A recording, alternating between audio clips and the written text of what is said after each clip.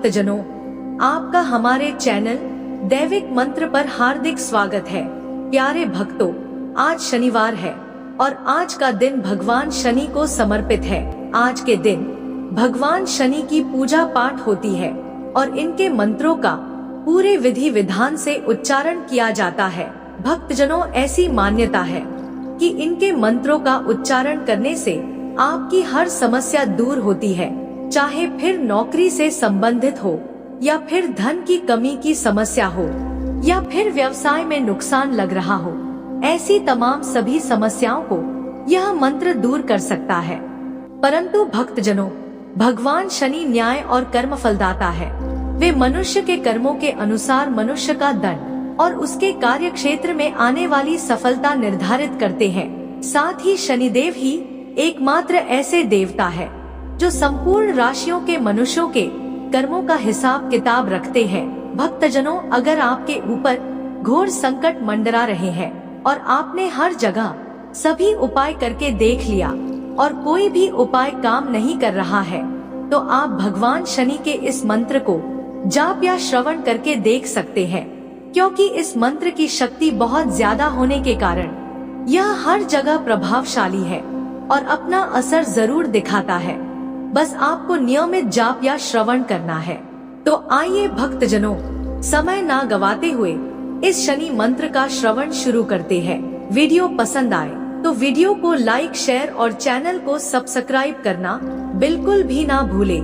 साथ ही comment box में जय शनिदेव अवश्य लिखे, ताकि आपके ऊपर भी शनिदेव का आशीर्वाद बना रहे।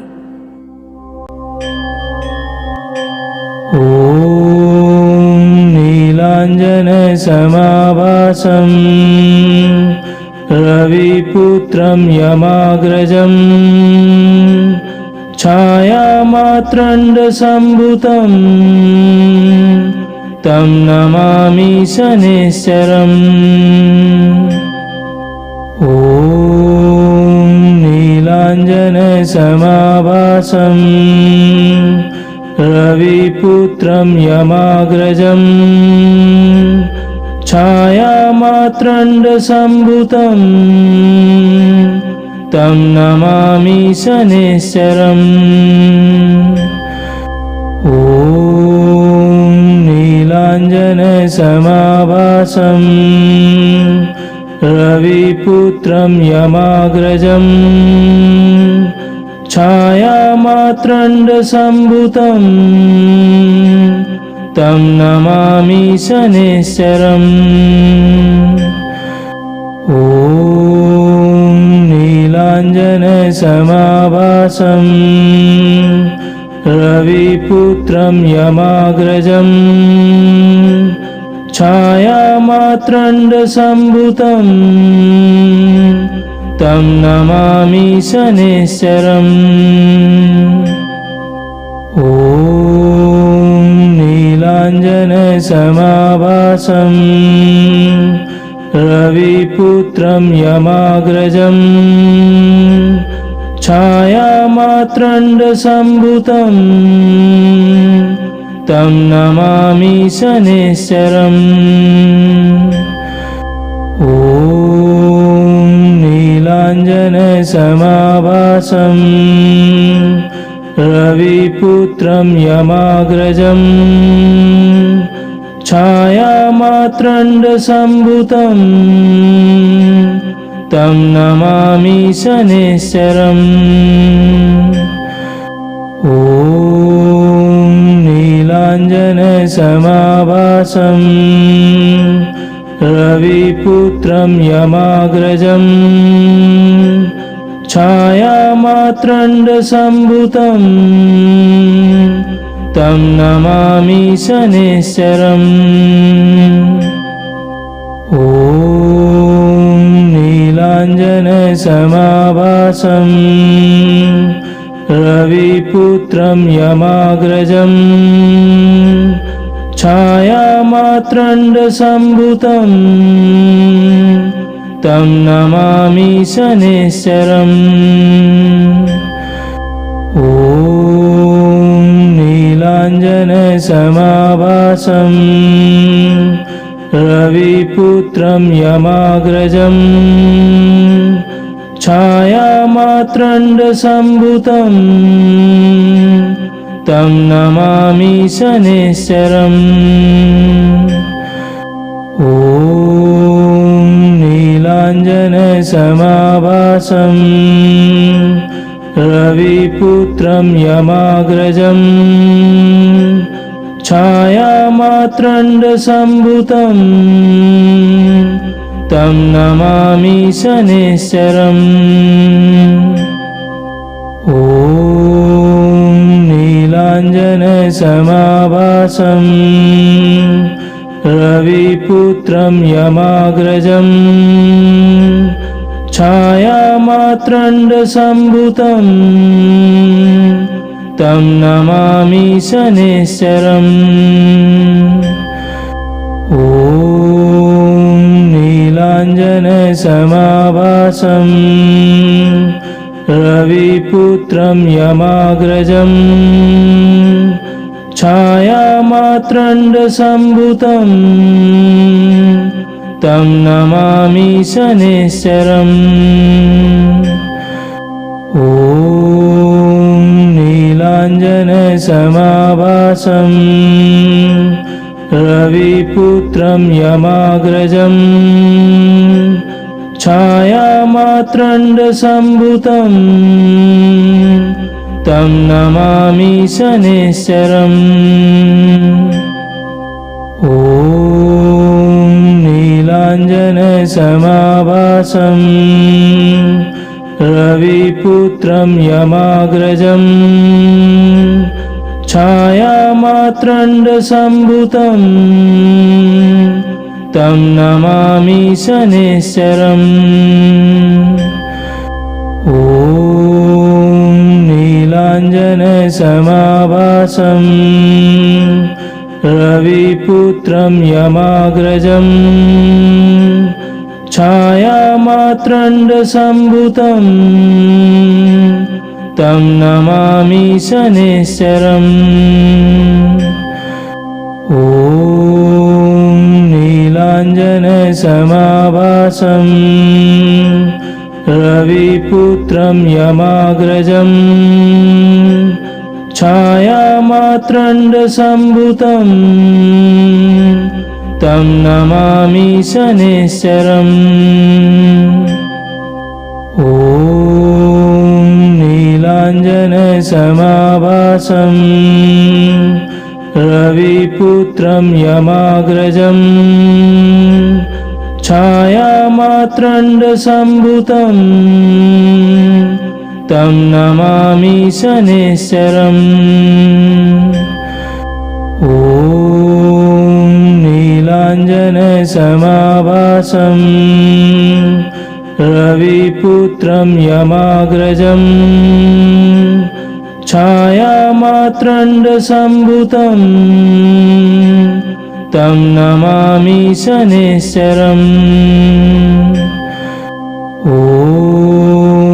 नीलाञ्जनसमाभासं रविपुत्रं यमाग्रजम् छायामात्रण्डसम्भूतं तं नमामि शनैश्चरम्। ॐ नीलाञ्जनसमाभासं रविपुत्रं यमाग्रजम् छायामात्रण्डसम्भूतं तं नमामि शनैश्चरम्। ॐ नीलाञ्जनसमाभासं रविपुत्रं यमाग्रजम् छायामात्रण्डसम्भूतं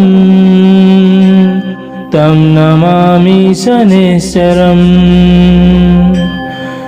ॐ नीलाञ्जनसमाभासं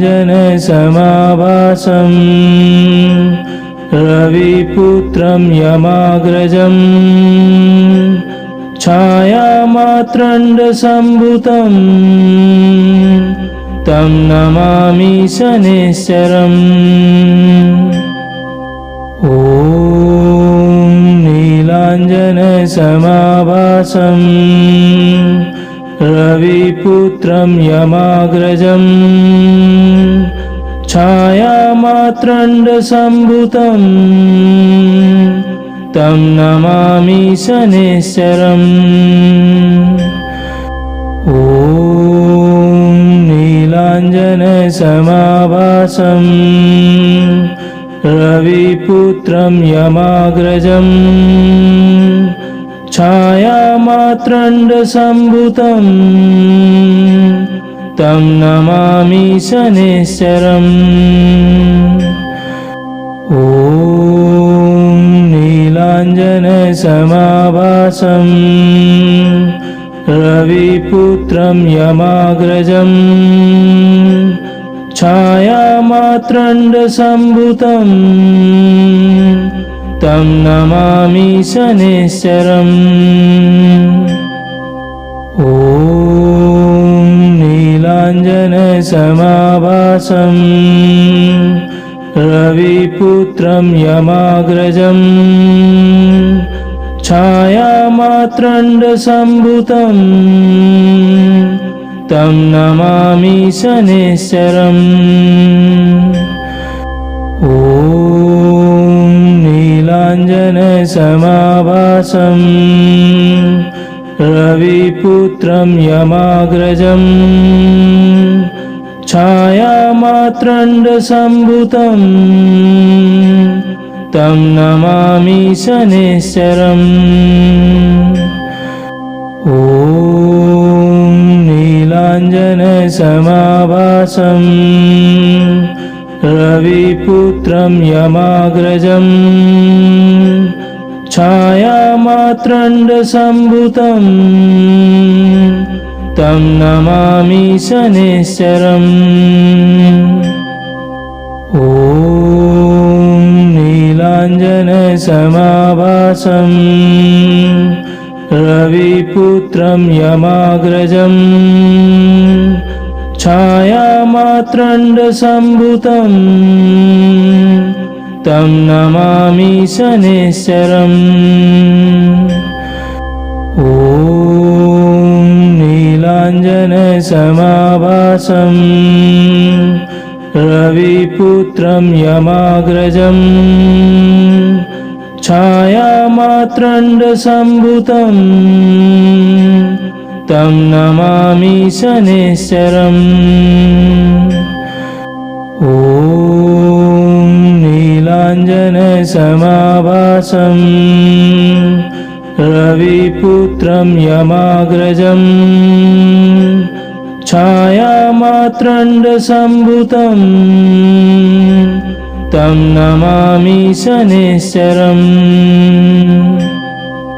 ॐ नीलाञ्जनसमाभासं रविपुत्रं यमाग्रजं छायामात्रण्डसम्भूतं तं नमामि शनैश्चरम् ॐ नीलाञ्जनसमाभासं रविपुत्रं यमाग्रजं छायामात्रण्डसम्भूतं तं नमामि शनैश्चरम् ॐ नीलाञ्जनसमाभासं रविपुत्रं यमाग्रजं छायामात्रण्डसम्भूतं तं नमामि शनैश्चरम्